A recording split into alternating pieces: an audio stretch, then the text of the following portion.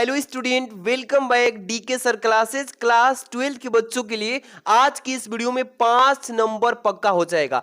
100% guarantee के साथ मैं कह रहा हूं ना, 5 नंबर कोई नहीं रोकेगा। आज की इस वीडियो में हम मोस्ट इंपॉर्टेंट कवि का जीवन परिचय बताने जा रहा हूं। मोस्ट इंपॉर्टेंट 3 कवि का जीवन परिचय। और जीवन परिचय तो सबको याद होता है, सभी लोग याद किए हो, लेकिन सही और सटीक तरीके से लिखना किसी को भी नहीं आएगा। आज की इस वीडियो में हम सही और सटीक तरीका, जो कि एग्जामिनर जो कॉपी चेक करता है बाबू ना, वो सभी मतलब कहां कहां किस पॉइंट पे ध्यान देता है जिससे वो नंबर देता है। अगर उस पॉइंट को आप इग्नोर कर देते हैं और वहां पे गलती लिख देते हैं तो आपका नंबर कट जाएगा। तो सबसे महत्वपूर्ण बिंदु क्या है जीवन परिचय लिखते समय, ये वीडियो में आज जानकारी हो जाएगा। और आज की इस वीडियो को प्यारा सा आप लाइक कर देना। चैनल पे नए हैं तो सब्सक्राइब करके बेल आइकन हिट कर लीजिएगा बाबू। आपको डेली हिंदी इंग्लिश किसी भी सब्जेक्ट के यहाँ पे दिक्कत नहीं होगा, टॉपर बनेंगे। यहां से आप जुड़ जाइए सब्सक्राइब करके।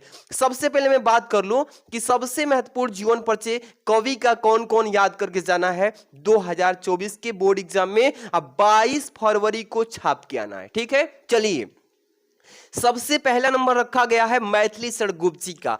एकदम सिक्योर अच्छे से पढ़ के जाइएगा, सुरक्षित ध्यान से इसको। मैथिली सड़गुप्त जी का साहित्यिक परिचय, जीवन परिचय जो भी अच्छे से पढ़ के जाएंगे 100% कह रहा हूं ना, छाप के आएंगे।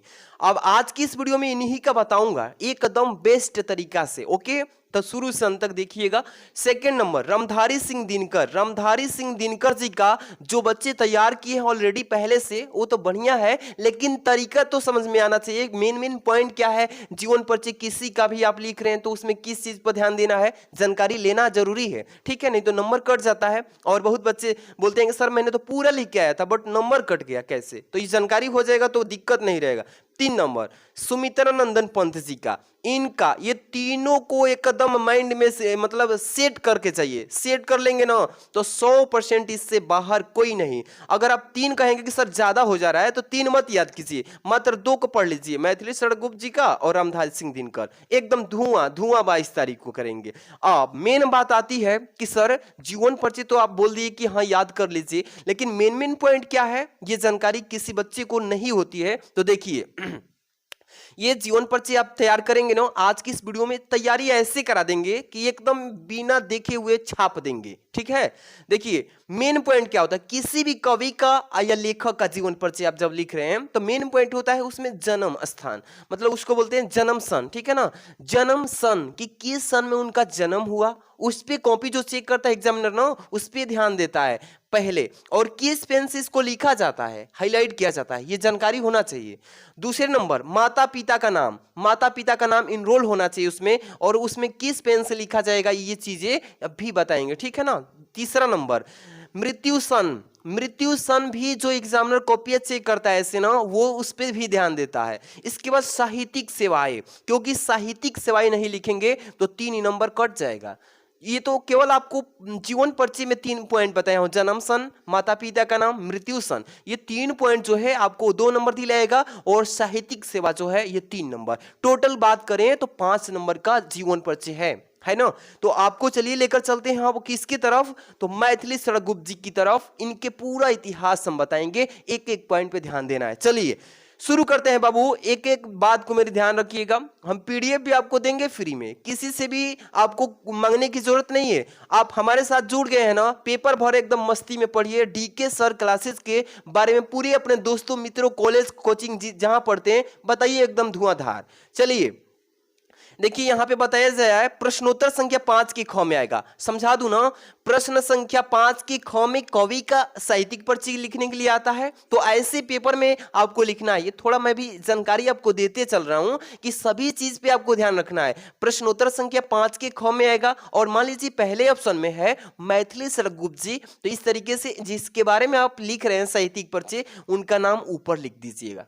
क्लियर हो गया ना। अब चलिए स्टार्ट करते हैं। मेन हेडिंग है ना, देख लीजिए।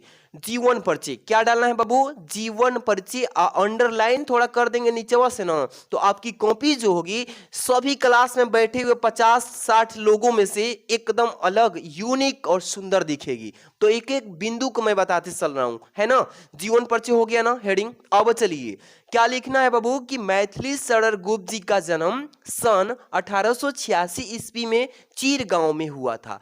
अब बहुत बच्चे बोलेंगे कि सर आपने तो हाइलाइटर का प्रयोग किया है, क्या हम भी बोर्ड एग्जाम में कर सकते हैं? नहीं, अलाउड नहीं है। आपको किस पेन का यूज करना है? ये जो है ब्लू पेन और एक ब्लैक पेन, ये हाइलाइटर जो यूज किया गया है इसका यूज आपको नहीं करना है। मैंने इसीलिए लिखा है ताकि आपको ध्यान दिला सकूं कि आप ऐसी गलती मत कीजिएगा। समझ में आ गया? चलिए, मैथिली शरण गुप्त जी का जन्म सन 1886 ईस्वी के चीर गांव में हुआ था। इतना क्लियर? अब आगे चलिए, अब आगे देखिए बाबू।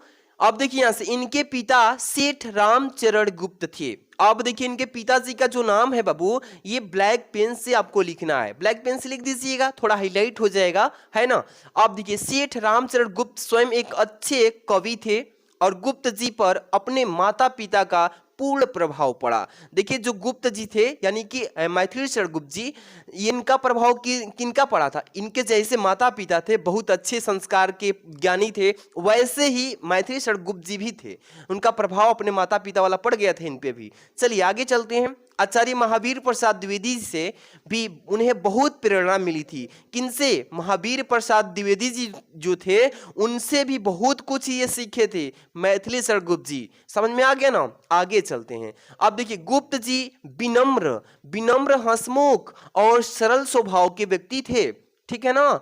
और साकेत, यहाँ पे ब्लैक पेन से थोड़ा यूज कर लेना। साकेत महाकाव्य पर उन्हें हिंदी साहित्य सम्मेलन प्रयाग से मंगला प्रसाद पारितोषिक भी मिला है।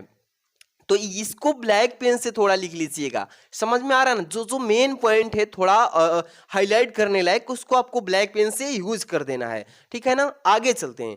भारत सरकार द्वारा गुप्त जी को साहित्य सेवा के लिए पद्म भूषण से सम्मानित किया गया। किस भूषण से बाबू? पद्म भूषण से सम्मानित किया गया था इनको, ठीक है ना।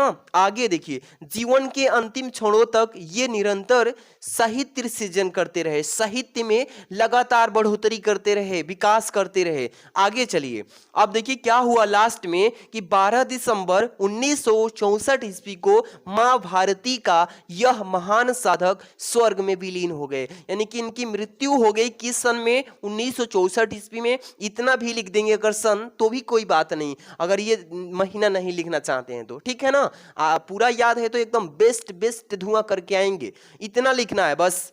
ये हो गया आपका जीवन परिचय, इतना ही लिख देंगे। टू द पॉइंट लिखना है बाबू, ज्यादा चढ़ाने बढ़ाने से नंबर नहीं मिलता है। टू द पॉइंट, जितना प्रश्न बोले उतना ही जवाब देना है। तो यहाँ पे 2 नंबर मिल जाएगा। कितने नंबर? 2 नंबर। आगे लेकर चलते हैं हम, 3 नंबर की तरफ लेकर चलते हैं। हाँ, इस पे आपको ज्यादा ध्यान देना है।